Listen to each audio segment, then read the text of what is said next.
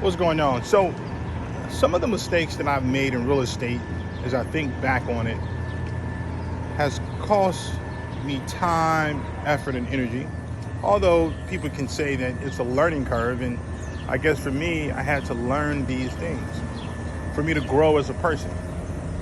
I remember when I graduated from college, I went to school for 4 years, probably like 6 years, but I graduated from Baruch College in New York City with a bachelor's in finance, and I had a minor in, I think, poli-sci and real estate.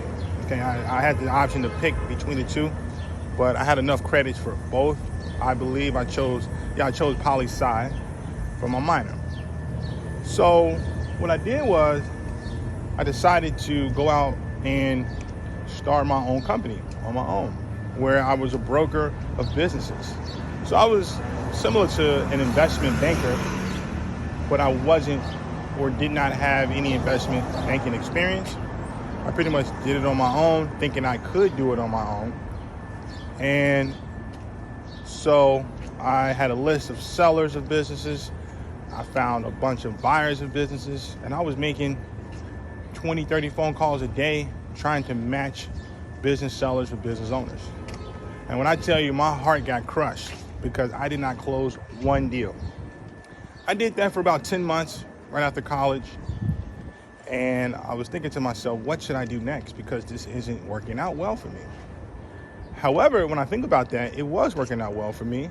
I just didn't have the proper system or mentor to help get me through this.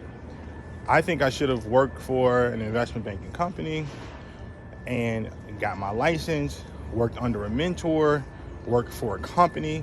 I had the credentials to do it because I have a bachelor's in finance. And I could have worked under a team, learned all the different nuances that go into investment banking. So that's one mistake I've learned. I think I did not listen. I didn't listen to what my school told me to do. Work for someone else. Become an apprentice to a company that's already doing what you want to do. So after that, I decided to work for a real estate company. And this was a company that I did an internship in college. And so after I did the 10 months of working on my own, which was a complete failure, I decided to work for a real estate company. Now, the real estate company was quite interesting because when I walked in there, I still didn't know anything about real estate. I thought I knew about real estate because I took all these real estate courses in college. So I thought I kind of knew what was going on, but I really didn't know. And I just didn't recognize that there are systems and scripts that you got to follow in order to achieve the success you want to do. Same thing that happened in the first 10 months of the business. What I did was, because when you are a real estate broker, you have the opportunity to work by yourself, or you can work under a team. And I decided to work by myself. Bad mistake. I should have worked for a team that already had deals, that was closing deals, that already knew their sales script, that had a pipeline of deals coming in. And yes, the way I thought it was, and yes, I would have took a smaller cut on those deals, but I decided to not do that. I decided to work on my own, independently. And I don't know if you know how real estate works, but if you work on a deal with another broker, then you all split the commission, which is fine. So I'm like, all right, cool. I was already getting, let's say, 50% of any commission brought in. And then if I worked with someone else, there was another, let's say, 50% of that being split up. You walk away, the way I thought about it, I'm walking away with not a lot of money. So it only makes sense for me to try to do a deal on my own, to do it independently.